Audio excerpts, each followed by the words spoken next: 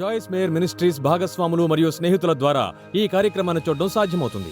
దాని గురించి ఆలోచిస్తే యేసు అన్నాడు, నేను ద్రాక్షవల్లిని, మీరు కొమ్మలు. మీరు నా యందు నిలిచి ఉంటే బహుగా ఫలించెదరు. చూడండి, పండు కొమ్మ నుంచి వేళ్లాడుతుంది. అది చేసేదంతా ద్రాక్షవల్లి ద్వారా కొమ్మ నుంచి బయటకు వచ్చేదాన్ని స్వీకరించడమే. అది అక్కడ వేళ్లాడుతూ ద్రాక్షావళి మీద ఆధారపడి పెరుగుతుంది. మనం కూడా యేసుతో అలానే ఉండాలి. మనం ప్రతి ఒక్క పరిస్థితిలోనూ ఆయన మీద ఆధారపడి ఆయన్ను పట్టుకొని వేళ్లాడుతూ ఉండాలి.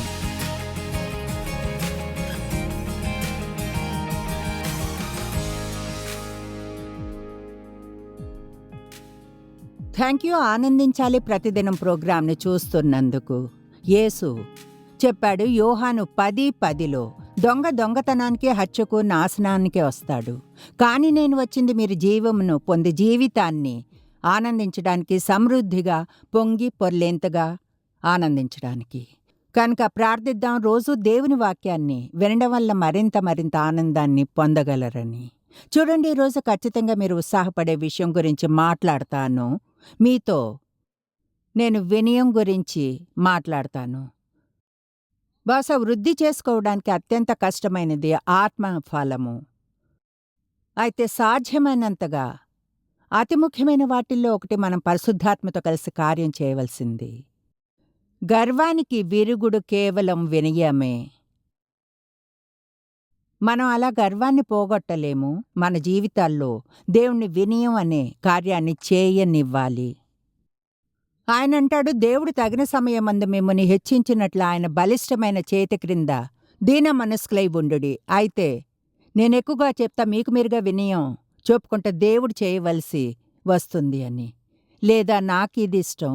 ఒకవేళ మనం వ్యక్తిగతంగా దిద్దుబాటుని స్వీకరించడం నేర్చుకుంటే దేవుడెప్పుడు సరిచేయడానికి ట్రై చేస్తాడు. కానీ వెనుకుంటే ప్రైవేట్గా చేసినప్పుడు బాహాటంగా చేయవలసి వస్తుంది.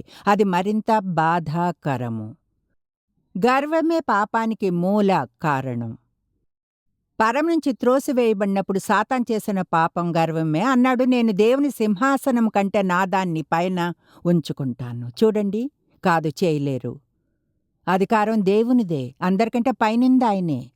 విధేయత చూపడానికి ఆయన అర్హుడు. మనం విధేయులుగా ఉండాలంటాడు, ఆయనకు విధేయత చూపాలంటాడు.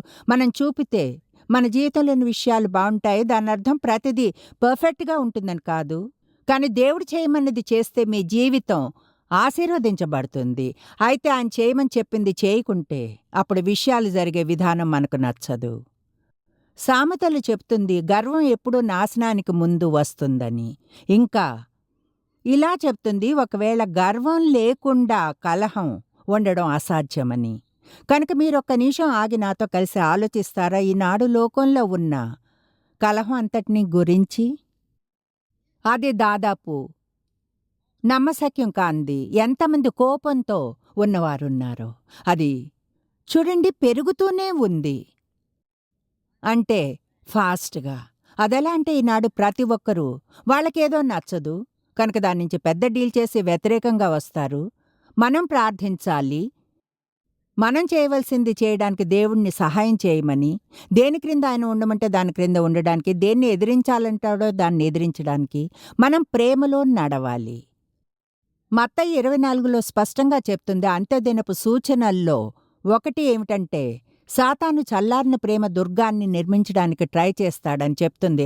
అనేకుల ప్రేమ చల్లారును అని వచనం చెప్తుంది. అంటే క్రీస్తు శరీరమునది అక్రమం విస్తరించుట చేత అనేకుల ప్రేమ చల్లారును, అంటే దుష్టత్వము, అవినీతి వలన. ఈనాడు ప్రజలకు బాధపడడం, కోపం తెచ్చుకోవడం చాలా ఈజీ. ఎంతగానో కలహం ఉంది. యేసు శాంతి కొరకు పిలుపునిచ్చాడు. మనం పొందవలసింది అదే. సమాధానమున్న చోట శక్తి ఉంటుంది. అయితే వినయం లేకుండా మనకు శాంతి ఉండదు. ఎందుకంటే గర్వం ఉన్న చోట ఎప్పుడూ కలహం ఉంటుంది. గర్వం ఇలా అంటుంది, నేను నీకంటే బాగున్నా. ఇంకా ఇలా కూడా, నేనే రైటు నువ్వు తప్పు. గర్వం అంటుంది, నీకంటే ఎక్కువ నాకు తెలుసు. అయితే మనం బలిష్టమైన దేవుని చేతి క్రింద దీన మనస్కులై ఉండాలి. మీరు ఇతరుల కంటే తక్కువ అని అనుకోనవసరం లేదు. అయితే ఖచ్చితంగా ఇతరుల కంటే మంచి వారమని అనుకోకూడదు. తీర్పు అంతా గర్వం నుంచి వస్తుంది. ప్రజలను వారి వీపు వెనుక విమర్శించినప్పుడు అది గర్వం నుంచే వస్తుంది. కనుక నా వద్ద వినయంగా ఉండే వ్యక్తి యొక్క 10 గుణాలు ఉన్నాయి. ఈరోజు వీలైనన్ని చెప్తాను. ఈరోజు ముగించలేకపోతే అప్పుడు రేపు ముగిస్తాను. ఇప్పుడు టీవీని ఆఫ్ చేయకండి, వినయం గురించి మాట్లాడతాను అన్నందున. మనం నేర్చుకోగల అత్యంత ముఖ్యమైన వాటిల్లో ఒకటి. ఎందుకంటే నేను చెప్పగలను, గర్వం కల ఒక వ్యక్తికి ఎన్నో సమస్యలుంటాయి వాని జీవితంలో. వినయం కల వ్యక్తి ముందుగా అవసరమైనప్పుడు సహాయాన్ని కోరతాడు. అయితే ఐహికంగా గర్వంగా ఉండే వ్యక్తి సొంతంగా చేయాలి అనుకుంటాడు వాళ్ళ విధానంలో. ఎందుకంటే ఖచ్చితంగా వాళ్ళ మార్గమే సరైందని, వేరే ఎవరు వారంత మంచిగా చేయలేరనుకుంటారు. ఇతరులను సహాయం చేయమని అడిగినప్పుడు మనం వారికి చేయడానికో పనినిస్తాం. వాళ్ళకు మనం కొంత చోటుని, స్వాతంత్రాన్ని ఇవ్వాలి. వాళ్ళ మనసులో దాన్నెలా చేయాలని ఫీల్ అవుతారో దాని ఆధారంతో. అయితే ఒక నాయకుడు లేదా ఒక మేనేజర్ లేదా అధికారంలో ఉన్న ఎవరైనా లేదా బిడ్డ మీద ఒక పేరెంట్ అయినా సరే, మీరే వాళ్ళు చేసే ప్రతిదాన్ని సూక్ష్మంగా మేనేజ్ చేయాలంటే, వాళ్ళు చేయాలని మీరు ఆశిస్తే మీరు చేసినట్లుగా వేరే ఏ మార్గం సరికాదని, మీది తప్పు. అప్పుడు ఎవరు మీకు సహాయం చేయడానికి ఉండరు. ఎందుకంటే వాళ్ళు మీతో కలిసి లేదా మీకోసం పని చేయలేరు. మీకు తెలుసా, కీర్తనాకారుడు దావీదు తన మనసులో అనిపించింది గొల్యాతును ఓడించగలనని, ఆ జైంట్ని, ఇశ్రాయేలు సేనకు వ్యతిరేకంగా వచ్చిన అతన్ని.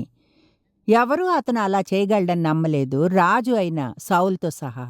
అయితే చివరికి సౌలు అన్నాడు, చూడు, సరే అయితే నువ్వు ట్రై చేయి, కానీ నువ్వు నా కవచాన్ని ధరించాలి. వేరుగా చెప్పాలంటే నేను చేసే విధానంలో నువ్వు వచ్చేయాలి.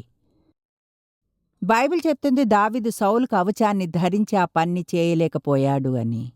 మీకు విషయం తెలుసా, ఎవరు ఏ పనిని కూడా మీరు చేసినట్లే చేయలేరు. అందుకని ఇక్కడ పరిచర్యలో మొదట్లో ప్రతిదాని గురించి నేనే నిర్ణయాలు తీసుకునేదాన్ని. అంటే మ్యాగజైన్లోని రంగుల గురించి, ఇంకా మిగతా వనరుల కవర్లు, ప్రతిదాని గురించి తీసుకునేదాన్ని. అయితే అది ఏ స్థితికి వచ్చిందంటే, ఒక పాయింట్లో నాకు నేనే పిచ్చెక్కించుకున్నట్లయింది. ప్రతిదే నేనే హ్యాండిల్ చేస్తూ నాకు తెలుసు నేను ఇతరులకు పనిని అప్పగించాలి అని. అయితే చూడండి, నేను మంచి డెలిగేటర్ని కాదు. ఎందుకంటే వాళ్ళు పని చేయాలని అనుకునేదాన్ని, కానీ వాళ్ళు కరెక్ట్గా ఎలా చేయాలో చెప్పేదాన్ని. అయితే నేను ఇతరులకు బాధ్యతని ఇవ్వాలి అనుకుంటే వాళ్లకు, చూడండి, నేను అధికారం కూడా ఇవ్వాలి అని తెలుసుకోవలసి వచ్చింది. నేను నేర్చుకోవలసి వచ్చింది. ఏమనంటే, నమ్మండి నమ్మకపోండి, కొన్నిసార్లు వాళ్ళు నాకంటే బాగా చేసేవారు. వాళ్ళకి నేను చేయడానికి చోటుని ఇస్తే మనం అలా చేయాలి. చూడండి, మీరు మీ బిడ్డ ఆత్మని విరగ్గొట్టగలరు. ఒకవేళ వాళ్ళు బయటకు అడుగు వేయడానికి ట్రై చేసి మీకేదైనా చేయడానికి దానిలో 10 తప్పులు వెతికితే, చూడండి, మీరు వాళ్లకు కొంత బాధ్యతనివ్వండి, కొంత అధికారాన్ని ఇవ్వండి. నిజమే, అయితే అది వయసుకు సరిపోయి ఉండాలి. దేవుడు మనం స్వతంత్రులుగా ఉండాలనుకోడు, ఆయన మీద ఆధారపడాలి అంటాడు. ఆయన మీద ఆధారపడ్డం. బహుశా మన సమాజంలో అనుకుంటాం, చూడండి, నేను స్వతంత్రుడును, నాకిష్టమైంది చేస్తాను. అయితే దేవుడు మనం అలా ఉండాలనుకోడు. స్వాతంత్రం అంటే స్వయంగా చేసుకోవడం, ప్రభావం లేకుండా ఉండడం, మార్గదర్శనము, అధికారం లేకుండా స్వయంపై ఆధారపడడం. లోకంలోని ఎక్కువ మంది అలా ఉండాలని అనుకున్నట్లు అనిపిస్తుంది. నేను అనుకుంటాను. గతంలో అలా ఉండేదాన్ని. నేనైతే ఎవరూ నేనేం చేయాలో చెప్పకూడదు. నాకు గుర్తుంది, ఇంటి వద్ద అప్పటికి నా తండ్రి చేత కంట్రోల్ చేయబడి, మ్యానిపులేట్ చేయబడ్డం, నాతో నేను ఒట్టు వేసుకోవడం గుర్తుంది. నేను ఇక్కడి నుంచి వెళ్ళిపోయాక ఎవరూ మరొకసారి ఏం చేయాలో చెప్పకూడదు. చూడండి, దేవునితో నేను సంబంధం పొందడానికి ట్రై చేయడం ఆరంభించినప్పుడు త్వరలోనే తెలుసుకున్నా అది పనిచేయదని. దేవుడు అందరూ ఆయన అధికారంలోనికి రావాలనుకుంటాడు. ముందుగా ఆయన అధికారం, తర్వాత మన జీవితంలో ఆయన ఉంచిన వేరే అధికారాల్లోనికి. దానర్థం స్వతంత్రంగా ఆధారపడి కాదు, మన సిస్టమ్ పెద్ద గ్రూపుతో కలిసి కాదు. కొన్నిసార్లు ప్రజలు ఇలా అనడం వింటాం, తెలుసా, అతను టీం ప్లేయర్ కాదు, లేదా ఆ స్త్రీ అసలు టీం ప్లేయర్ కాదు. అంటే అర్థం ఏమిటి? దాని అర్థం వాళ్ళు ఇతరుల ఒక గ్రూప్తో కలిసి పని చేయలేరు అని. ఎందుకంటే వాళ్ళ దారి రహదారి. వాళ్ళు మరొకరి ఐడియాలు కానీ ఆలోచనలు కానీ వినరు. అయితే ఈ పదం ఆధారపడ్డం.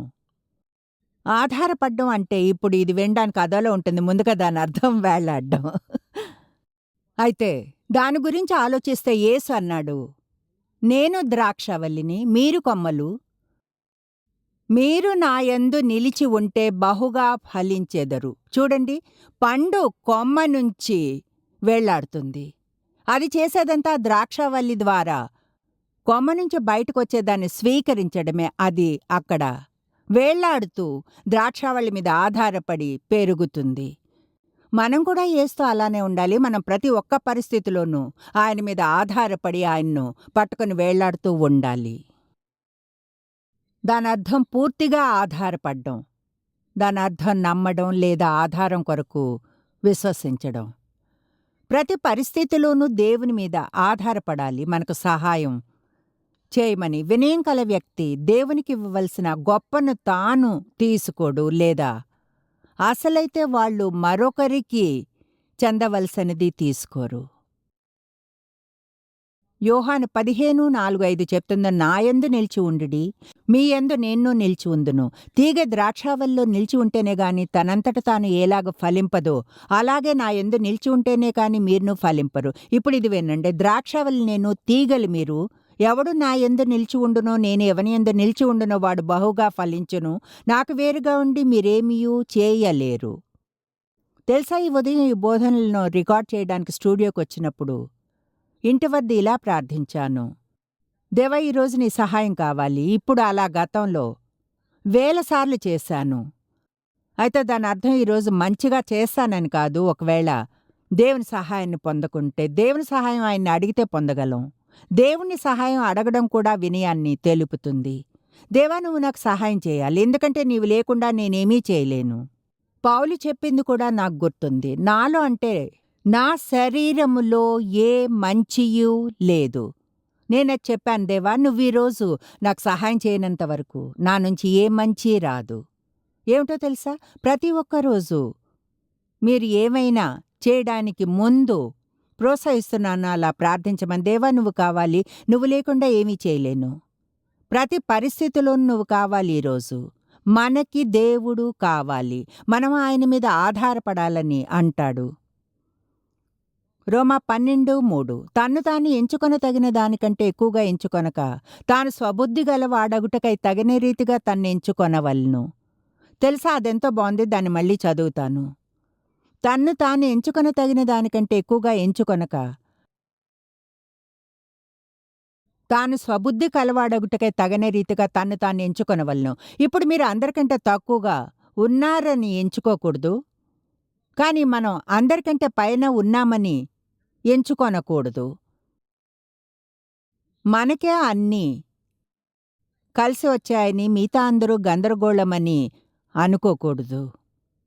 నంబర్ 2, వినయులు త్వరగా క్షమించగలరు. గాయపరచడం కష్టం. దేవుని మార్గదర్శనం కొరకు సంతోషంగా వెయిట్ చేస్తారు.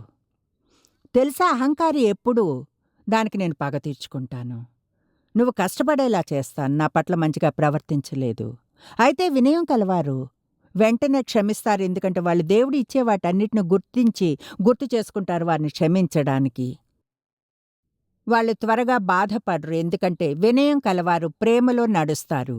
ప్రేమ త్వరగా గాయపడదు. బైబిల్ చెప్తుంది ప్రేమ సున్నితంగా ఉండదని. మీరు సున్నితంగా ఉంటారా? మీరు దాన్ని జయించాలని దేవుడు అంటాడు. ఇతరుల్లోని శ్రేష్టమైన దాన్ని మీరు నమ్మగలరా, లేక సందేహిస్తారా? మీ భావాలను ఎవరైనా గాయపరిచిన ప్రతిసారి కావాలనే చేశారనుకుంటారా? ఒక విషయం తెలుసా, నాకు తెలుసు కొన్ని సమయాల్లో ప్రజలను గాయపరుస్తా. అయితే అలాంటి ఉద్దేశంతో కాదు, చేయాలని అనుకోను, కానీ చేస్తాను. బహుశా అనాలోచితంగా, చూడండి, వినోదంగా ఉన్నానని అనుకునో. అయితే నేను చెప్పింది వాళ్ళు అలా తీసుకోరు. ప్రజలు నన్ను క్షమించినప్పుడు కృతజ్ఞతగా ఉంటాను. నా బలహీనతలను చూసుకుంటాను. చూడండి, నా జీవితంలో దాన్ని కోయగల శ్రేష్టమైన విధానాల్లో ఒకటి దాన్ని ఇతరుల జీవితాల్లో వెత్తడం. మీ పట్ల ఎలా ఉండాలంటే అలానే మీరు ప్రవర్తించండి. కొలస్సా 3:13 చెప్తుంది, ఎవడైనను తనకు హాని చేసినని ఒకడు అనుకున్న ఎడల ఒకరినొకడు సహించును, ఒకరినొకడు క్షమించుడి. ప్రభువు మిమ్మును క్షమించినలాగున మీరును క్షమించుడు. కనుక ఒక ప్రశ్న అడుగుతానిప్పుడే. మీకు ఎవరి మీద కోపం? ఆశాజనకంగా, ప్రార్థనాపూర్వకంగా ఎవరూ లేరని చెప్పొచ్చు. అయితే ఎవరి మీదైనా కోపం ఉంటే వారిని క్షమించమని దేవుడంటాడు. మీరనొచ్చు, మీకు తెలీదు వాళ్ళు ఏం చేశారో. చూడండి, నేను నా జీవితంలో దేవునికి వ్యతిరేకంగా చేసిన దానికంటే ఎవరు నాకు ఎక్కువ ఏమీ చేయలేరు. అయినా ఆయన నన్ను క్షమించాడు, నా పాపాలను మర్చిపోయాడు. మిమ్మల్ని క్షమిస్తాడు, మీ పాపాలను మర్చిపోయి వాటిని తూర్పుకు పడమరున్నంత దూరం తీసి పారవేస్తాడు. వినయం కల వ్యక్తి ఇతరుల బలహీనతలతో దీర్ఘశాంతాన్ని వహిస్తాడు. గల్తీలోని ఈ వచనాలెంతో బావుంటాయి. ప్లీజ్ వినండి. సహోదరులారా, ఒకడు ఏ తప్పిదములోనైనను చిక్కుకొన్న ఎడల ఆత్మ సంబంధులైన మీలో ప్రతివాడు అవును, నిజమే, నాకు తెలుసు మనం అంటాం. నేను అదే ఆత్మికంగా ఉంటాను. ఒక వ్యక్తి ఇలా ఉండాలి, బాధ్యతగా ఉండి పరిశుద్ధాత్మచే అధికారం చేయబడాలి. మనం గాని పరిశుద్ధాత్మ చేత అధికారం చేయబడితే త్వరగా క్షమించగలుగుతాం. ఆత్మ సంబంధులైన మీలో ప్రతివాడు అతన్ని బాగు చేయవలను. చూడండి, మనకా భాగం నచ్చుతుంది. తానును శోధింపబడుదునేమో అని తన విషయమై చూచుకొంచు సాత్వికమైన మనస్సుతో అట్టివాన్ని మంచిదారికి తీసుకొని రావలను. ఓ నా దేవా, అది ఎంత మంచిగా ఉందో! వేరుగా చెప్పాలంటే, వేరే ఎవరికైనా వారి జీవితంలో ఓటమి కలిగితే నీతికరమైంది, లేదా వారి పాపం, లేదా వాళ్ళు ఏదైనా తప్పు చేసినా, నంబర్ 1, మీరు కొంత మంది వేరే వారికి ఎంత త్వరగా వెళ్ళి చెప్పగలమా అని చూడకూడదు. ప్రేమ అనేక పాపాలను కప్పును. అది వాటిని మళ్ళీ మళ్ళీ చెప్పి చెడుగా ప్రచురించదు. అయితే మనం చేయకుండా మరొక విషయం, నేను అలా ఎన్నడూ చేయనని చెప్పకూడదు. మనం చెప్పగల అతిపిచ్చి మాటల్లో ఒకటి అదే. ఎందుకంటే అందరికీ బలహీనతలుంటాయి. వాళ్ళకు వచ్చిన పరిస్థితే మనకు వస్తుంది. కరెక్ట్గా మీరేం చేస్తారో మీకు తెలీదు. ఒకసారి ఒక ఆవిడతో కలిసి పనిచేయడం గుర్తుంది. మా కంపెనీలో మరొక అమ్మాయి ఉంది. ఆమె భర్త ఆమెను మోసం చేశాడు. ఆమె అతన్ని తిరిగి స్వీకరించింది, అతన్ని క్షమించి స్వీకరించింది. ఈ స్త్రీ నాతో చెప్పింది, నేనలా ఎప్పుడూ చేయను అని. నా భర్త ఎప్పుడైనా నన్ను మోసం చేస్తే అంతే, ఇక ఫినిష్, నేను తిరిగి స్వీకరించను. అయితే ఏమిటో తెలుసా, అది జరిగిన కొన్నేళ్ల తర్వాత ఆమె భర్త ఆమెను మోసం చేశాడు. ఆమె క్రిస్టియన్ భర్త ఆమెను మోసం చేశాడు, చర్చిలోని వేరే స్త్రీతో వెళ్ళి. ఇంకో విషయం తెలుసా, ఆమె తన వివాహాన్ని కాపాడుకోవడానికి చేయగలిగిందంతా చేసింది. అంటే తిరిగి స్వీకరించడానికి సిద్ధంగా ఉంది. ఆమె నేనైతే ఎన్నడూ చేయనన్న అదే పని ఆమె చేయవలసొచ్చింది. ఎన్నిసార్లు మనం చెప్పి ఉంటాం, నేనైతే అలా ఎప్పుడు చేయను అని. తర్వాత కొంతకాలానికి అదే పని మనం ఎన్నడూ చేయమన్నది చేస్తాం.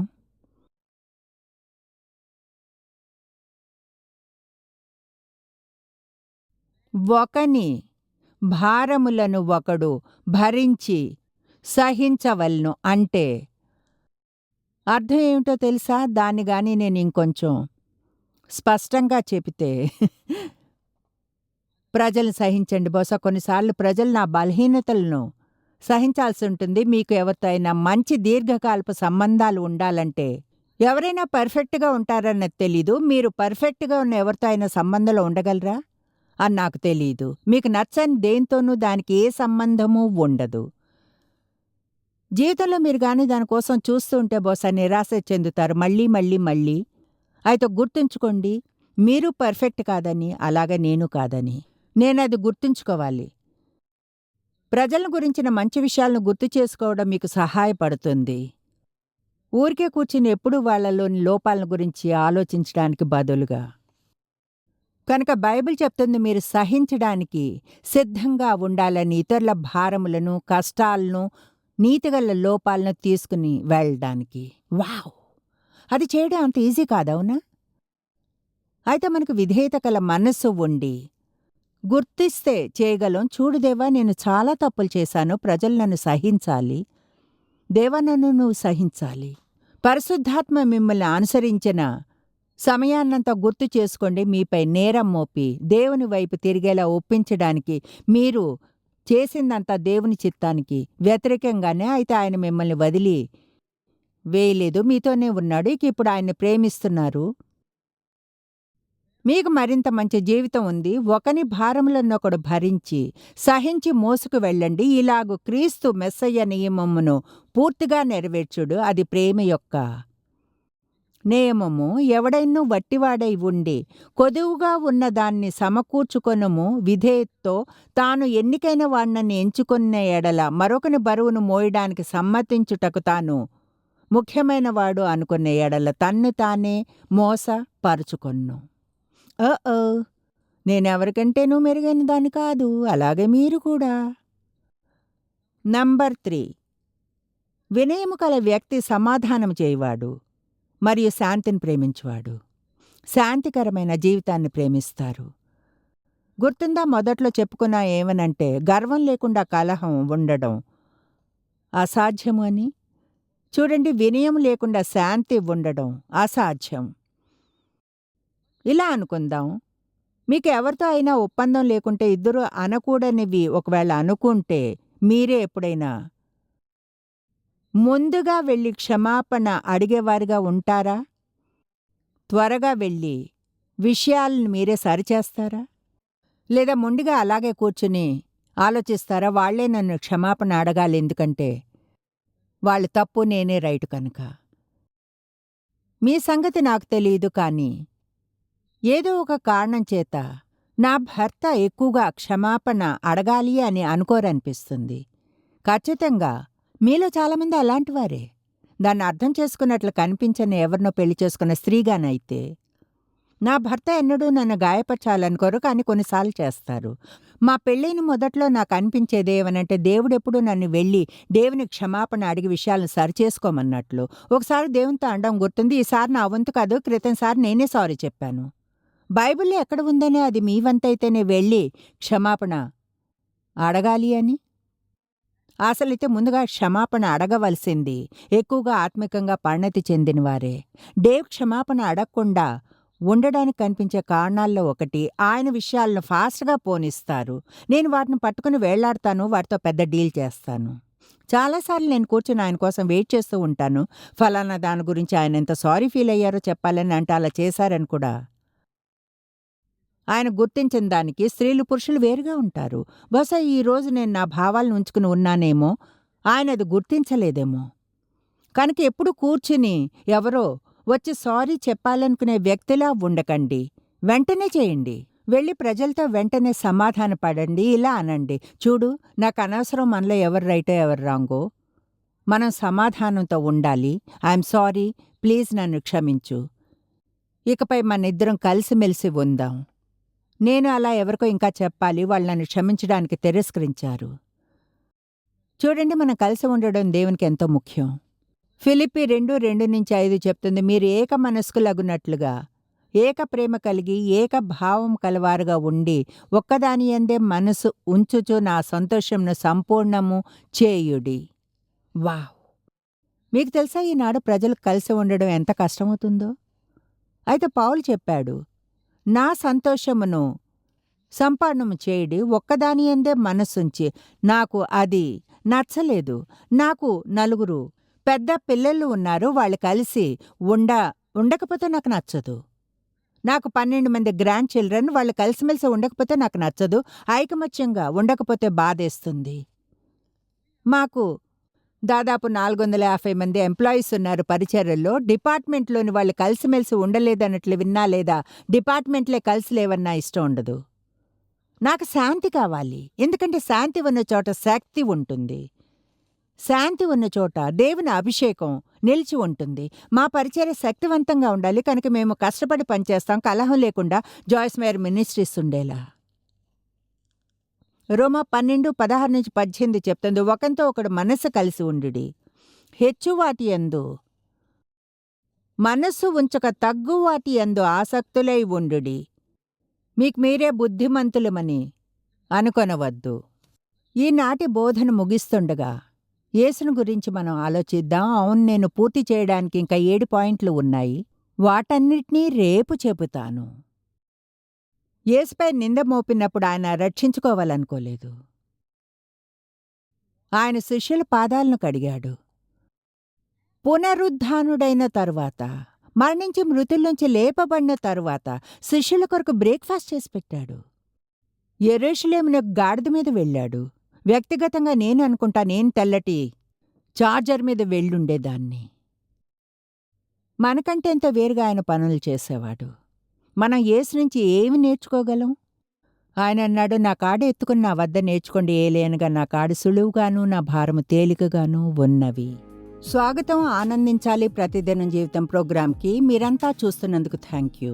నిన్న నేను వినయం గురించి బోధించడం మొదలుపెట్టాను. వినయము యొక్క 10 గుణములను గురించి. అయితే అన్నీ చెప్పలేదు, కేవలం 3 మాత్రమే చెప్పగలిగాను కనుక ఈరోజు 7 మిగిలి ఉన్నాయి. మీరు అనుకుంటున్నారు ఆసర ముగించగలరా అని. చూడండి, ట్రై చేస్తా. నిన్న చెప్పిన 3 ఏమిటంటే, వినయం కల వ్యక్తి సహాయం అవసరమైనప్పుడు అడుగుతాడు. వినయం కల వ్యక్తి త్వరగా క్షమించగలడు. బాధపడ్డం కష్టమే. దేవునికే సంతోషంగా మార్గదర్శనం కొరకు వెయిట్ చేస్తారు. వాళ్ళు సమాధానపరుస్తారు, శాంతిని ప్రేమిస్తారు, శాంతి నిండిన జీవితాన్ని ప్రేమిస్తారు. ఇప్పుడు గర్వం అనేది పెద్ద సమస్య. పరం నుంచి త్రోసివేయబడినప్పుడు సాతాన్ చేసిన పాపమే గర్వము. అన్నాడు, నేను దేవుని సింహాసనం కంటే నా దాన్ని హెచ్చించుకుంటాను. గర్వం ఉన్న ప్రతి చోట ఎప్పుడు నాశనం జరుగుతుంది. వినయం లేకుండా శాంతి ఉండదు. ఎందుకంటే గర్వం ఎప్పుడూ కలహానికి ద్వారాన్ని తెరుస్తుంది. అందుకని మనం నిజంగా దేవునికి విధేయతగా ఉండాలంటే వినయంగా ఉండాలని తెలుసుకుంటాం. ఎందుకంటే గర్వం ఎప్పుడు తనకు ఎక్కువ తెలుసని అనుకుంటుంది, లోబడాలని అనుకోదు, ఇతరుల మీద ఆధారపడాలని కూడా. కనుక నంబర్ 4 ఈరోజు దీంతో మొదలు పెడదాం. వినయులు చూసి వెంటనే తమ బలహీనతలను ఒప్పుకుంటారు. వాళ్ళేమిటో దానికి మించి ఎక్కువ అని అనుకోరు. తమను కాపాడుకోకుండా దిద్దుబాటును స్వీకరిస్తారు. తెలుసా, యేసు ఎన్నడూ డిఫెన్సివ్గా కాలేదు. అన్ని రకాల వాటితోనూ ఆయన నిందించారు. ఎక్కువగా ఆయన ప్రజలకు జవాబివ్వలేదు. ఎందుకో తెలుసా? ఆయనెవరో ఆయనకు తెలుసు. ఆయనకు తెలుసు, ఒకవేళ ఆయన రైట్ అని నిరూపించుకోవలసి వస్తే దేవుడే దాన్ని చూసుకుంటాడని. బైబిల్ చెప్తుంది దేవుడు మన దిక్సూచి అని. ఆయనే మార్గదర్శనం చేస్తాడు. మీరుగా దాన్ని చేయనవసరం లేదు. ప్రజలు ఏమనుకుంటే అనుకోనివ్వండి. వాళ్ళని ఒప్పించడానికి ట్రై చేయక్కర్లేదు. మీరు మంచివారని ముందుకు సాగి మంచివారిగా ఉండండి. ఇప్పుడో అప్పుడో వాళ్ళ చూస్తారు. మత్తయి 16:13-23. యేసు ఫిలిప్పుదైన కైసరయ ప్రాంతములకు వచ్చి, మనుష్య కుమారుడు ఎవడని జనులు చెప్పుకొనుచున్నారని తన శిష్యులను అడగ్గా, వారు కొందరు బాప్తిసమిచ్చు యోహాననియు, కొందరు ఏలియా అనియు, కొందరు ఇర్మియా అనియు, లేక ప్రవక్తల్లో ఒకడనియు చెప్పుకొంచున్నారని అనిరు. అందుకని మీరైతే నేను ఎవడినని చెప్పుకొంచున్నారని వారిని అడిగాను. అందుకు సీమోను పేతురు ఎప్పుడు మాట్లాడడానికి త్వరపడేవాడు. అతడు, నీవు సజీవుడగు దేవుని కుమారుడువైన క్రీస్తు అని చెప్పెను. అందుకు యేసు, సీమోను బర్యోనా, నీవు ధన్యుడవు. పరలోకమందున్న నా తండ్రి ఈ సంగతి నీకు బయలుపరచినే కాని నరులు నీకు బయలుపరచలేదు. మరియు నీవు పేతురువు, ఈ బండ మీద, బండ అంటే పేతురు విశ్వాసం, నా సంఘమును కట్టుదును, పాతాళలోక ద్వారములు దాని ఎదుట నిలువనేర్వని నీతో చెప్పుచున్నాను. పరలోక రాజ్యం యొక్క తాళపు చెవులు నీకిచ్చేదను. నీవు భూలోకమందు దేని బంధించుదువో అది పరలోకమందును బంధింపబడ్ను, భూలోకమందు దేన్ని విప్పుదువో అది పరలోకమందును విప్పబడినని అతనితో చెప్పాను. దేవుని వద్ద పేతురు కొరకు పెద్ద ప్లాన్లున్నాయి. ఏమిటో తెలిసే, ఇంకొన్ని నిమిషాల్లో మీరు చూస్తారు దేవుడు ఆ కార్యాన్ని చేయడానికి ముందు పేతురులో ఒక పెద్ద పని చేయాల్సి ఉందని. ఏమిటో మీకు తెలుసా?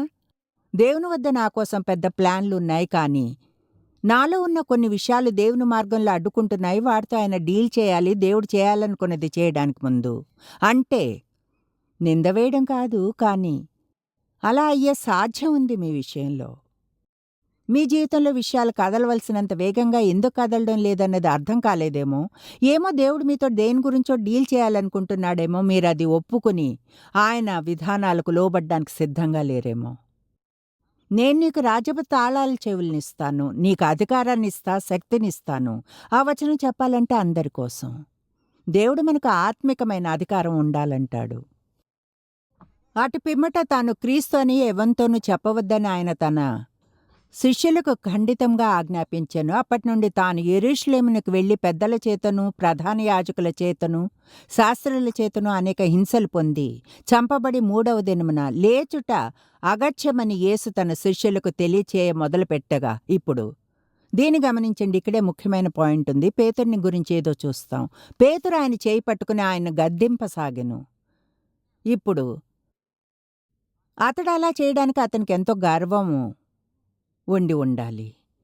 కొన్ని నిమిషాల క్రితం ఇలా అన్నాడు, నీవు సజీవుడగు దేవుని కుమారుడైన క్రీస్తువి. ఇప్పుడు యేసుని సరిదిద్దటానికి దాన్ని తన మీదకు తీసుకుంటున్నాడు. ప్రభా, అది నీకు దూరమగు కాక ఎన్నడూ నీకు అలా కలుగుదని ఇలా అనవచ్చు మీరు. అది మంచిదే కదా, యేసు శ్రమ పడకూడదనేగా అన్నాడు. అయితే అతను ఎప్పటికీ యేసుతో ఒప్పుకోవడం లేదు. యేసు అప్పుడే అన్నాడు ఇది జరగబోతుందని.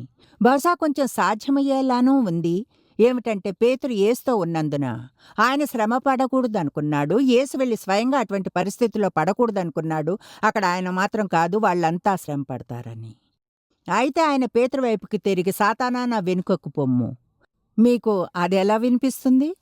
నేను దాని గురించి అంతగా పట్టించుకొని దేవుడు ఎన్నడూ అలా నాతో చెప్పాల్సి వస్తుందనుకున్నా. ఆయన పేతుర్ని సాతాను అని అనడం లేదు, కానీ నువ్వు సాతాన్ని నీ ద్వారా కార్యం చేయనిస్తున్నావు. ఆయన చెప్పింది ఇదే, నీవు నాకు అభ్యంతర కారణమై ఉన్నావు. నీవు మనుషుల సంగతుల్ని తలంచుచున్నావు, కాని దేవుని సంగతులను తలంపక ఉన్నావని పేతురుతో చెప్పెను. అతడెందుకు ఆయనకు అభ్యంతర కారణమై ఉన్నాడు? ఎందుకంటే అతడు యేసుని దేవుడు చేయమని చెప్పింది చేయకుండా ఆపడానికి ట్రై చేస్తున్నందున. తెలుసా, కొన్నిసార్లు దేవుడు మీరు ఏదైనా చేయాలన్న దాని గురించి మీతో చెప్పినప్పుడు ఇతరులకు అది అర్థం కాదు. వాళ్ళు అలా చేయకుండా మిమ్మల్ని ఆపవచ్చును. మీరప్పుడు గుర్తించాలి ఏమనంటే, ఆ నిమిషంలో శత్రువు వారి ద్వారా పనిచేస్తున్నాడని. దానికి మీరు లోబడకూడదు లేదా వదిలివేయకూడదు. యేసు మత్తయి 26వ అధ్యాయం 31-35 వరకు ఇలా చెప్పాడు. అప్పుడు యేసు వారిని చూచి ఈ రాత్రి, మీరందరూ నా విషయమై అభ్యంతర పడెదరు. ఏలైనగా గొర్రెల కాపరిని కొట్టుదును, మందలోని గొర్రెలు చెదిరిపోవునని వ్రాయబడి ఉన్నది కదా. నేను లేచిన తర్వాత మీకంటే ముందుగా గలిలయకు వెళ్ళెదను అన్ను. ఇప్పుడు మళ్ళీ పేతురు. తెలుసా, గర్వం కలవారు వాళ్ళ వద్ద ప్రతిదానికి వెంటనే ఒక జవాబు ఉంటుంది. మాట్లాడడానికి ముందు మంచిగా ఆలోచించరు. అందువలన వాళ్ళు ఎన్నో బుద్ధిహీనమైనవి అంటారు. అందుకు పేతురు, నీ విషయమై అందరూ అభ్యంతర పడ్ను, నేను ఎప్పుడూ పడ్నను. యేసు అతన్ని చూచి, ఈ రాత్రి కోడి కూయక మునిపే నీవు నన్ను ఎరుగనని ముమ్మారు చెప్పెదవని నీతో నిశ్చయముగా చెప్పుచున్నాను నేను. పేతురు కూడా బహుశా అలానే అని ఉండవచ్చు, నీవు ఉండవలసిన దానికంటే ఎక్కువగా నీ గురించి ఆలోచిస్తున్నావు అని. నేనీరోజు రాత్రి నీకు చూపిస్తాను. గుర్తుందా, నేను చెప్పాను దేవుని వద్ద పేతురు కొరకు గొప్ప ప్లాన్లున్నాయని. అయితే అతనిలో డీల్ చేయవలసిన కొన్ని విషయాలు ఉన్నాయని. చూడండి, వాటిలో ఒకటి ఈ గర్వపు వైఖరి. పేతురు ఆయన్ను చూచి, నేను నీతో కూడా చావవలసి వచ్చెన్నో, నిన్ను ఎరుగనని చెప్పను అన్ను. అదే ప్రకారంగా శిష్యులు అందరూ కూడా ఆనిరి. యేసు పేతుర్ని చేయబోయే నిరాకరించడం గురించి హెచ్చరించాడు. ఆయన అన్నాడు, పేతురు, నేను నీకోసం ప్రార్థిస్తాను, దీన్ని వినండి. లూకా 22:31-34. సీమోను, సీమోను, ఇదిగో సాతాను మిమ్మను పట్టి గోధుమల వలె జల్లించుటకు మిమ్మను కోరుకెన్ను, కాని నీ నమ్మిక తప్పిపోకుండానట్లు నేను నీ కొరకు వేడుకొంటే నీ మనసు తిరిగిన తరువాత నీ సహోదరులను స్థిరపరచమని చెప్పెను. చాలామంది యేసుగాని ఇలా చెప్తే మీకోసం ప్రార్థిస్తాను వాళ్ళంటారు, ఓకే థ్యాంక్ యూ యేసు, నాకు అది కావాలి. అయితే అతడు, ప్రభా, నీతో కూడా చెరలోనికిని మరణమునకును వెళ్ళటకు సిద్ధంగా ఉన్నానని చెప్పెను. నాకు నీ ప్రార్థనొద్దు, నేను పడిపోను, ఓడిపోను. ఆయన, పేతురు, నీవు నన్ను ఎరుగునన్ని ముమ్మారు చెప్పు వరకు నేడు కోడి కొయ్యదని చెప్పుచున్నాను అన్ను. వావ్! నేను ముందుకు సాగి అసలైతే చివరికి పేతురు ఎలా ముగించాడన్న కథని చెప్పగలను. యేసుని 3 సార్లు ఎరుగునని. అయితే సమయాన్ని సేవ్ చేయడానికి నా దగ్గరున్న ఈ వేరే పాయింట్ల కొరకు పూర్తిగా చదవడం లేదు. అయితే పేతురు కరెక్టుగా యేసు చెప్పినట్లే చేస్తాడు. వచనం చెప్తుంది, అప్పుడు ప్రభువు తిరిగి పేతురు వైపు చూచెను కనుక, పేతురు, నేడు కోడి కూయక మునుపు నీవు ముమ్మారు నన్ను ఎరుగునందువని ప్రభువు చెప్పిన మాట జ్ఞాపకం చేసుకుని వెలుపలకు పోయి సంతాపడి ఏడ్చెను. అది పేతురు మారుమనసు పొందే పాయింట్. ఆయన చేయవలసింది అదే. పేతురు తన్ను తాను కలుసుకోవాలి అని మీరు అనుకోవచ్చును. నాకది గుర్తుంది. నాకు గుర్తుంది, ఏళ్ల క్రితం ప్రతిదీ అందరి తప్పే అని అనుకునేదాన్ని. ప్రత్యేకంగా ప్రతి ఒక్కటి డేవ్ తప్పే అని అనుకునేదాన్ని. అసంతోషంగా ఉంటే డేవ్ తప్పే. నాపై నేను జాలిపడితే అది డేవ్ వల్లనే, నేను ఆయన చేయాలనుకున్నదేదో చేయడం లేదు అని. నాకు ఎన్నో సమస్యలు ఉండేవి. అయితే నాకు తెలీదు నాకు గతంలో ఉన్నవే ఉన్నాయని. నా జీవితంలో ఎన్నడూ డీల్ చేయబడిని నా తండ్రి అబ్యూస్ చేసిన దానివల్ల మిగిలిన చెత్తే అవన్నీ. దేవుని వద్ద నా కొరకు పెద్ద ప్లాన్లున్నాయి. కానీ ఆయన నన్ను ప్లాన్స్లోనికి విడుదల చేయడానికి ముందు నాలో పెద్ద కార్యాన్ని చేయవలసి ఉంది. ప్లీజ్ చెప్పేది వినండి. మనం దేవుణ్ణి పరిశుద్ధాత్మ ద్వారా మనతో డీల్ చేయనిచ్చి ఆయన చేయాలనుకున్న కార్యాన్ని మనలో చేయనివ్వాలి. మనం గాని మన కోసం ఉన్న దేవుని చిత్తం మధ్యలో ఉండాలనుకుంటే, మన కోసం ఉంచిన మంచి ప్లాన్ని ఆనందించాలంటే. నేను అసలైతే నాకది గుర్తుంది. ప్రార్థిస్తున్నాను ఒక రోజున డేవ్ మారాలని. అంటే గట్టిగా ప్రార్థిస్తున్నాను. ఓ దేవా, డేవ్ని మార్చమని అడుగుతున్నాను. పరిశుద్ధాత్మ నాతో ఇలా అనడం విన్నా సమస్య డేవ్ కాదు.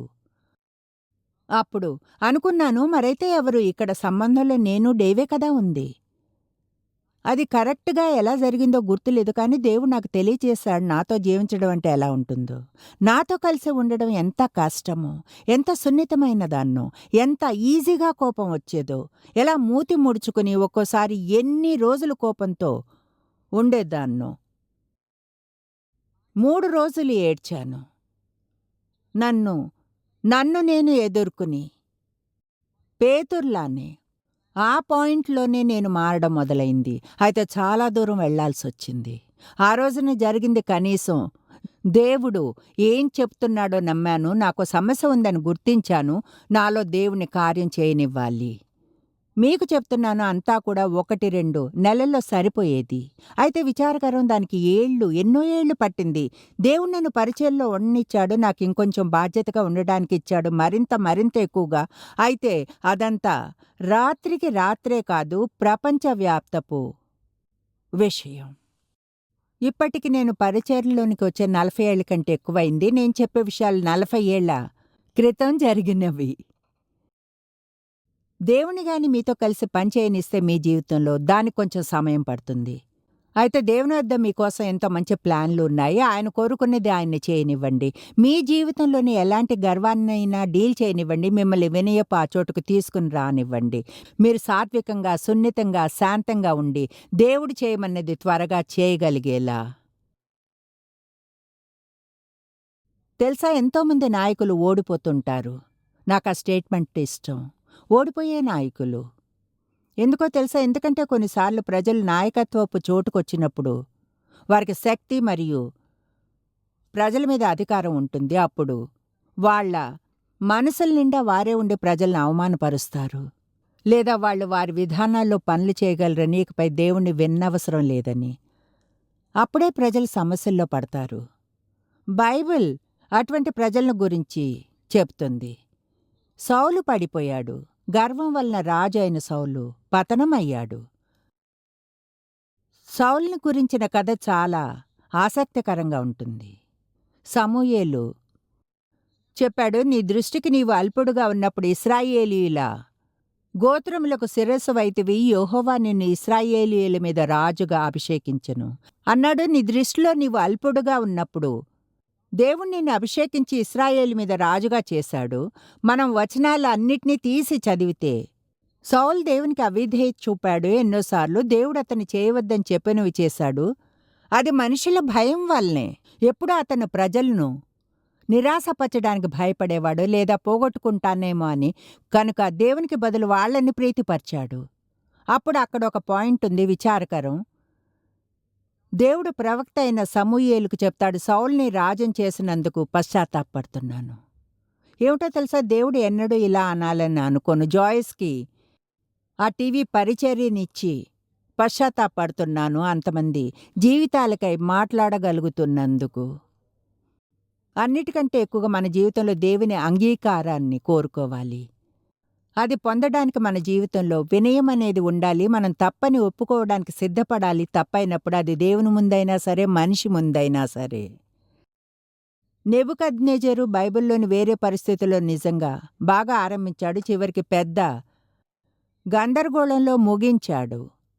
దానియేలు 4:1 చెప్తుంది, రాజగు నెబుకద్నెజరు లోకమంతటా నివసించు సకల జనులకును దేశస్థులకును ఆయా భాషలు మాట్లాడేవారికి ఇలాగ సెలవిచ్చుచున్నాడు, మీకు క్షేమాభివృద్ధి కలుగునుగాక. మహోన్నతుడగు దేవుడు నా ఎడలు చేసిన అద్భుతములను సూచక క్రియలను మీకు తెలియచేయటం నాకు మనసు కలుగును. ఆయన సూచక క్రియలు ఎంతో బ్రహ్మాండమైనవి, ఆయన అద్భుతములు ఎంతో ఘనమైనవి. ఆయన రాజ్యము శాశ్వత రాజ్యము. ఘనతంతా దేవునికి ఇస్తున్నాడు. ఓ దేవుడు గొప్ప కార్యాలు చేశాడు. ఆయన మన కోసం ఏం చేశాడో చూడండి అంటాడు, నేను నా ఇంట విశ్రాంతియు నా నగరమందు క్షేమమును గలవాడినై ఉన్నాను. మీ ద్వారా జరిగిన మంచి వాటన్నిటికీ దేవునికి ఘనతనిచ్చినంతకాలము మీరు తృప్తి చెంది వృద్ధి చెందుతూ ఉంటారు. అయితే మనం 30వ వచనానికి వచ్చేప్పటికి అప్పటికి ఎంతకాలమైందో తెలీదు. అయితే మనం 30వ వచనానికి వచ్చేప్పటికి ఇప్పుడు అతడు ఇలా అంటున్నాడు, బబులోను ఈ మహావిశాల పట్టణము నా బలాధికారమును నా ప్రభావ ఘనతను కనపరచుటకై నా రాజధాని నగరముగా నేను కట్టించినది కాదా. మొదటి వచనంలో దేవునికే ఘనతనిస్తున్నాడు. 2వ వచనంలో తృప్తి చెంది వృద్ధి చెందాడు. 30వ వచనంలో ఇప్పుడు ఈ గొప్ప విషయాలన్నీ అతని వల్లనే అంటున్నాడు. దేవుడంటాడు, ఈ దినము నీ రాజ్యం నీ వద్ద నుండి తొలగిపోయెను. ఇక్కడ మళ్ళీ పూర్తిగా చదవడానికి టైం లేదు. కాని నెబుకద్నెజరు అడవి జంతువుల మధ్య పశువుల వలె గడ్డి తింటూ జీవించెను. చివరికి మానవ బుద్ధి కలవాడయ్యేంత వరకు అతడు తనను లోబర్చుకుని పశ్చాత్తాపడి దేవుడే సర్వోన్నతుడు అని అంటాడు. ఎవరైనా గర్వంలో ఉన్నప్పుడు దేవుడు వారిని లోబరిచి ఆయనకు నచ్చింది ఏదైనా చేయగలడు. తర్వాత దేవుడు అతని రాజ్యాన్ని అతనికి తిరిగివ్వగా అతడు గతంలో కంటే మంచిగా అయ్యాడు. దేవుని క్షమాపణకై ఆయనకు స్తుతులు. మనం బుద్ధిహీనంగా ప్రవర్తించినప్పుడు పశ్చాత్తాపడగలిగినందుకు దేవునికి స్తుతులు. మనం పోగొట్టుకునే తిరిగి ఇవ్వడమే కాదు, కానీ దానికంటే ఎక్కువ ఇస్తాడు. దేవుని యొక్క మంచితనం అంటే అదే. ఉత్సాహపడవలసిన విషయం అదే. మనం మీలో ఎవరైతే తప్పులు చేశారో, నేను తప్పులు చేసినట్లుగా ఈరోజు మీరు ఉత్సాహపడతారు. పూర్ణంగా మీరు బాగుపడగలరు అని గుర్తిస్తే దేవుడు మిమ్మల్ని క్షమించడమే కాదు, మీరు పోగొట్టుకున్నది తిరిగి ఇస్తాడు. అయితే ఆయన పోగొట్టుకున్న దానికంటే ఎక్కువగా ఇస్తాడు. అయితే మనం గర్వంలో ఉండలేము. దేవుని బలిష్టమైన చేతి క్రింద మనం దీన మనస్కులై ఉండాలి. ఇప్పుడు 5వ పాయింట్, వినయము కల వ్యక్తి ఇతరులు మంచిగా కనిపించేలా చేస్తాడు. ఘనతను ఇతరులకి ఇస్తాడు. అది తగ్గచోట ఇస్తాడు. ఘనతనంతా తానే తీసుకుని వేరెవరో పని అంతా చేసేలా చేయడు. ఏ లీడర్కైనా అది నిజంగా బలమైన పాయింట్. ఎందుకంటే నాయకుడైతే మీరు చాలామంది ప్రజలుంటారు, మీకు సహాయం చేసి మీరు చేయవలసినవి చేస్తారు. నా పేరిక్కడ పైన ఉంది. పరిచర్య కొరకు జాయిస్ మేయర్ మినిస్ట్రీస్. అయితే చెప్పగలను, జాయిస్ మేయర్ అంతా స్వయంగా చేయదు. ఈ పరిచర్య పనిచేస్తున్నట్లు చేయడానికి 100 మంది ప్రజలు ఉన్నారు. అది ప్రజలకు హెల్ప్ చేస్తుంది. చేసేవారు మా ఫోన్ ఆపరేటర్లు, మెయిల్స్కి జవాబులు ఇచ్చేవారు, ఇక్కడ గ్రౌండ్స్ని చూసుకునేవాళ్ళు, పరిచర్యలోనూ బిల్డింగ్ని ఇంత అందంగా ఉంచేవారు, బిల్డింగ్ని క్లీన్గా ఉంచేవారు. వాళ్ళెంతో ముఖ్యమైన వారు. మా సెక్రటరీలు, మా క్లర్కులు, మా అకౌంటెంట్స్ దీనికోసం అందరూ పనిచేస్తారు. కేవలం నేనే కాదు. వాళ్ళకా గొప్పనివ్వడం నాకిష్టం. నేను బాహాటంగా మీకు చెప్తున్నాను, వాళ్ళ ఆ ఘనతకు అర్హులు అని. కనుక నా కోసం ప్రార్థించినప్పుడు నా కొరకే కాదు, వారందరి కోసం చేయండి. ఎందుకంటే వాళ్ళు చేసేది గాని వాళ్ళు చేస్తూ ఉండకపోతే నేను చేస్తున్నది చేయలేను. నంబర్ 6, వినయం కల వ్యక్తి సంతోషంగా ఇతరులను సేవిస్తాడు. వావ్! అతనిచ్చేవాడు. అతడిస్తాడు. కనిపించేలా ఇవ్వడు లేదా మంచిగా అనుకోవాలను, కాని దేవుని సేవించడానికి చేస్తాడు ప్రజల్ని ప్రేమిస్తున్నందున. తెలుసా, యేసు శిష్యుల పాదాలను కడిగాడు. తన్ని తాను తగ్గించుకున్నాడు, దాసం తువాలు ధరించాడు, క్రిందకు వంగి వారి పాదాలను కడిగాడు. ఆయన పేతురు వద్దకొచ్చినప్పుడు పేతురు అంటాడు, ఓ లేదు ప్రభువా, నీవెన్నడూ నా పాదాలను కడగకూడదు అని. యేసు 8వ వచనంలో చెప్పింది నాకిష్టం. ఆయన అన్నాడు, నేను నిన్ను కడగని ఎడల నాతో నీకు పాల్లేదన్ను. నాకు ఆ వచనం ఇష్టం. ఏం చెప్తుందో తెలుసా? ఒకరికొకరు మనం పనులు చేసుకోపోతే అప్పుడు నిజంగా సంబంధాలు ఉండవని. మనం ఒకరికొకరం సహాయం చేసుకోవాలి. కొన్నిసార్లు అది చిన్నది కావచ్చును, చాలా చిన్నది, ముఖ్యమైన వాటిలా కనిపించకపోవచ్చును, కానీ మనం చేసే ఆ చిన్న విషయాలన్నీ దేవుడు చూస్తాడు. అందుకని అప్పుడు నిజమే పేతురు అంటాడు, ప్రభువా, నా పాదములు మాత్రమే కాక నా చేతులున్న తల కూడా కడుగుమని. ఎందుకంటే యేసుతో ఆ సంబంధాన్ని కోరుకున్నాడు. అందుకు యేసు, నేను మీకు చేసిన ప్రకారము మీరును చేయవలెనని మీకు మాదిరిగా ఈలాగు చేస్తేనే. అంటే మనం కాళ్ళు కడగడానికి సిద్ధపడాలని యేసు అంటున్నాడు. అదేదో ఒక పళ్ళెంలో నీళ్లు తీసుకువచ్చి అంటే ఎవరి షూసో తీసి వాళ్ళ కాళ్ళు కడగడం కాదు.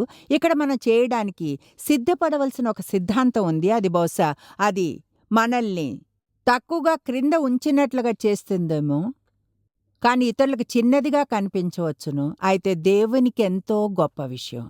ప్రజలకు సహాయం చేస్తున్నారా? వాళ్ళ జీవితాలు బాగు చేయడానికి మీరు ఏం చేస్తున్నారు? మా దగ్గర ఒక అమ్మాయి పనిచేయడం గుర్తుంది. ఇప్పుడు లేదు ఇక్కడ. అయితే ఎక్కువ సంతోషంగా ఉండేది కాదు. ఎప్పుడు ఏదో ఒక దాని గురించి ఫిర్యాదు చేసేది. నిజం చెప్పాలంటే అందరికీ ఆమంటే విసుగొచ్చింది. ఒక రోజున ఆమె మరొక ఎంప్లాయీని గురించి మాట్లాడడం విన్నాను. తెలుసా, ఆమె తన అపార్ట్మెంట్లో 2 ఏళ్లుగా ఉంటుంది. అయినా ఇప్పటికీ ఒక పరుపు కూడా లేదు, నేల మీదే పడుకుంటుంది. తెలుసా ఏమిటా, ఆమెకు ఆ వేరే స్త్రీకి ఈజీగా ఒక పరుపు కొనిచ్చే తాహతు ఉంది. లేదా కనీసంగా వేరే వాళ్ళందర్నీ కలుపుకుని అనవలసింది, మనం ఆమెను ఆ స్థితిలో వదలవద్దు, ఆమెకు పరుపును కొనిద్దాం. తెలుసా, మనం ప్రజలకి ఏవో చేయమని ప్రార్థిస్తాం. అసలైతే మనంగా ఆ పని ఈజీగా చేయగలమా? అయితే చేయాలని అనుకోం. దేవుడు ఒకసారి నా మనసులో ఉంచాడు. చాలా కాలం క్రితం ఆయన అన్నాడు, నువ్వుగా ఇతరులకు చేయగలిగినవి చేయకూడదనుకుని నన్ను చేయమని అడగడం మానేయాలి. ఆమెకెన్నడూ ఆ అమ్మాయికి సహాయం చేయలేదు. ఒక విషయం తెలుసా, బహుశా ఆమె అసంతోషం, ఆమె పిసినారితనం తిన్నగా కనెక్ట్ అయ్యున్నాయి. ఇతరులకి ఎంతగా చేస్తే అంత సంతోషంగా ఉంటామని నమ్ముతాను. వినయం కల వ్యక్తి ఎప్పుడూ కృతజ్ఞతగా ఉంటాడు. అది నంబర్ 7. ఎంతో కృతజ్ఞతగా వాళ్ళు ప్రజలకు దేవునికి థ్యాంక్స్ చెప్తారు. వారి కోసం ఎవరు ఏ చిన్న పని చేసినా అభినందిస్తారు. వాళ్ళు అలానే అంటారు. బైబిల్ చెప్తుంది కృతజ్ఞతగా ఉండి అలా చెప్పమని. నాకదిష్టం. ఆశ్చర్యం, ఎన్ని వివాహాలు మంచిగా ఉండేవో విడిపోయినవి. ప్రజలు ఇలా అనడం మానివేసినందున థ్యాంక్ యూ, ప్లీజ్, నిన్ను అభినందిస్తున్నాను. తెలుసా, మంచి అలవాట్లు సంబంధాలను మంచిగా ఉంచి చాలా దూరం తీసుకుని వెళ్తాయి. నంబర్ 8, వినయం కల వ్యక్తికి సున్నితమైన మనస్సాక్షి ఉంటుంది. త్వరగా పశ్చాత్తాపడతారు. అది నాకిష్టం. త్వరగా పశ్చాత్తాపడతారు. దేవుణ్ణి డీల్ చేయనివ్వకండి. మీతో డీల్ చేయనివ్వకండి. త్వరగా పశ్చాత్తాపడండి. మీరు చేయకూడనిది ఏదైనా చేసినప్పుడు ఎవరికైనా త్వరగా వెళ్ళి మిమ్మల్ని క్షమించమని అడగండి. ఐఎమ్ సారీ, నిన్ను బాధ పెట్టాను, నన్ను క్షమిస్తావా? చాలా తక్కువ మంది ఇలా అనేవారుంటారు, నిన్ను క్షమించను. కొంతమంది ఉండవచ్చు, అయితే చాలామంది ఉండరు. ఎప్పుడైనా ఎవరి ఫీలింగ్స్నైనా గాయపరిచామని మీరు ఫీల్ అయినా త్వరగా క్షమాపణ అడగండి. నంబర్ 9, ప్రజల పట్ల ఎలా ప్రవర్తిస్తామన్నది స్పష్టంగా తెలియచేస్తుంది మనకు వినయం ఉందా లేక గర్వమా అని. మత్తయి 11:28-30 యేసు చెప్పాడు, ప్రయాసపడి భారం మోసుకొనుచున్న సమస్త జనులారా నా వద్దకు రండి, నేను మీకు విశ్రాంతి కలుగచేతును. నేను సాత్వికుడను, దీనమనసు కలవాణ్ణు కనుక మీ మీద నా కాడి ఎత్తుకొని నా వద్ద నేర్చుకోండి, అప్పుడు మీ ప్రాణములకు విశ్రాంతి దొరుకును. అది చూసారా, ఆయన అంటున్నాడు, నా గురించి నేర్చుకోండి, నేను సాత్వికుడును, దీనమనస్సు కలవాణ్ణు మనము అలానే ఉండాలంటాడు. వినయముగా, దీన మనస్కులై, సాత్వికంగా. ఏలయనగా నా కాడి సులువుగా ఉంటుంది, ఉపయోగకరమైంది, మంచిది, గట్టిగా, కఠినంగా, పొదునుగా గుచ్చుకోదు. క్రీస్తు లాంటిది అనేది మన కొరకు, దేవుని కొరకు.